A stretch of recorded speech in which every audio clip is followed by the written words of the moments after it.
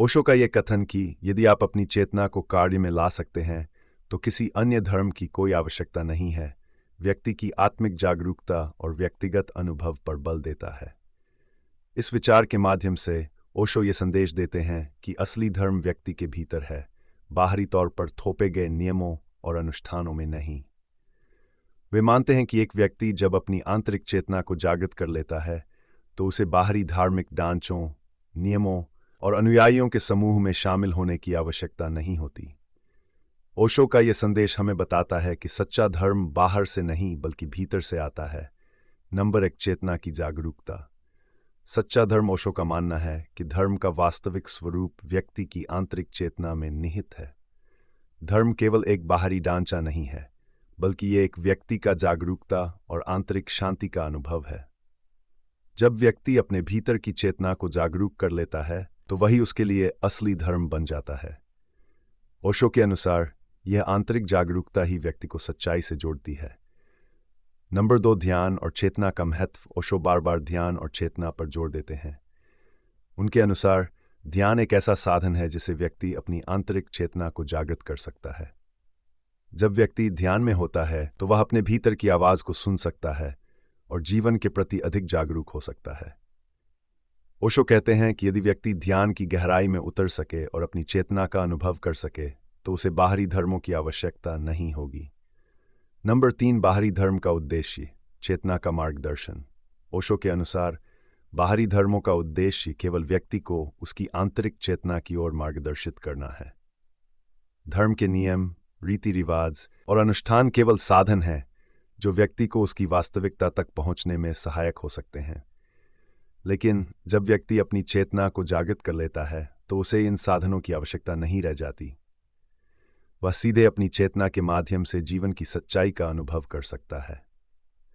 Number 4, धर्म की सीमाएं और चेतना की असीमता। ओशो बताते हैं कि धर्म सीमित होते हैं क्योंकि वे नियमों, ग्रंथों और रीति रिवाजों पर आधारित होते हैं, लेकिन चेतना असीमित है और किसी सीमा में बंदी नहीं होती।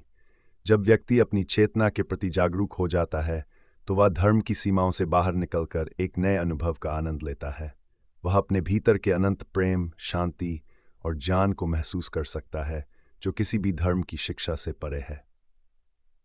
नंबर 5, धार्मिकता और आध्यात्मिकता का अंतर। ओशो के अनुसार धार्मिकता और आध्यात्मिकता में अंतर है। धार्मिकता बाहरी रूप से दिखाई देती है, जैसे पूजा, उपासना और अनुष्ठान, लेकिन आध्यात्मिकता व्यक्ति के भीतर की जागरूकता से संबंधित होती है। जब व्यक्ति अपनी चेतना को कार्य में लाता है तो वह सच्चे अर्थों में आध्यात्मिक बनता है। इस स्थिति में उसे किसी बाहरी धर्म की आवश्यकता नहीं होती क्योंकि वह अपने भीतर ही परम सत्य का अनुभव कर सकता है। नंबर 6, चेतना की जागरूकता से जीवन में बदलाव। ओशो मानते हैं कि जब व्यक्ति अपनी चेतना को जागरूक करता है तो उसका जीवन स्वतः ही बदल जाता है। उसे बाहरी नियमों और उपदेशों की आवश्यकता नहीं होती क्योंकि उसकी आंतरिक चेतना उसे सही दिशा में मार्गदर्शित करती है। यह आंतरिक बदलाव व्यक्ति को एक नैतिक, संतुलित और शांतिपूर्ण जीवन जीने में सहायक होता है। नंबर 7, सभी धर्मों का सार, चेतना का अनुभव। ओशो का मानना है कि सभी धर्मों का मूल सार यही है कि व्यक्ति अपनी चेतना को जागृत करे। चाहे वह कोई भी धर्म हो, उसकी अंतिम शिक्षा यह होती है कि व्यक्ति अपने भीतर की सच्चाई को जाने। इसलिए यदि कोई व्यक्ति अपनी चेतना को जागृत कर लेता है तो उसे किसी धर्म की बाहरी संरचना का पालन करने की आवश्यकता नहीं होती क्योंकि वह अपने भीतर ही धर्म का अनुभव कर सकता है। नंबर 8, बाहरी अनुकरण की आवश्यकता नहीं। ओशो ये भी कहते हैं कि यदि आप अपनी चेतना के प्रति जागरूक हैं तो आपको किसी गुरु, धार्मिक संस्था या समुदाय का अनुसरण करने की आवश्यकता नहीं है। बाहरी अनुकरण व्यक्ति को अपनी स्वतंत्रता और मौलिकता से दूर कर सकता है। चेतना की जागरूकता व्यक्ति को स्वतंत्र और स्वावलंबी बनाती है, जहां उसे किसी बाहरी मार्गदर्शन की आवश्यकता नहीं होती। नंबर 9, प्रेम और करुणा का स्वाभाविक विकास। जब व्यक्ति अपनी चेतना को जागृत कर लेता है तो उसके भीतर प्रेम, करुणा और सहानुभूति का स्वाभाविक विकास होता है। उसे किसी धर्म के नियमों का पालन करने की आवश्यकता नहीं होती क्योंकि उसकी चेतना ही उसे जीवन के प्रति प्रेम और सम्मान की भावना सिखाती है। ये प्रेम और करुणा एक सच्चे धर्म का प्रतीक है जो बाहरी धर्मों से कहीं अधिक महत्वपूर्ण है। ओशो का ये विचार हमें बताता है कि सच्चा धर्म व्यक्ति की आंतरिक चेतना में है, न कि किसी बाहरी धर्म में।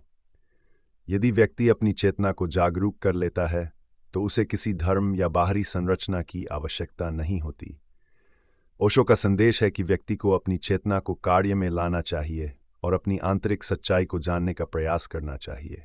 इस प्रकार ओशो हमें सिखाते हैं कि असली धर्म हमारी चेतना में है और इसे जागृत करने से हमें एक सच्चे और संपूर्ण जीवन का अनुभव होता है।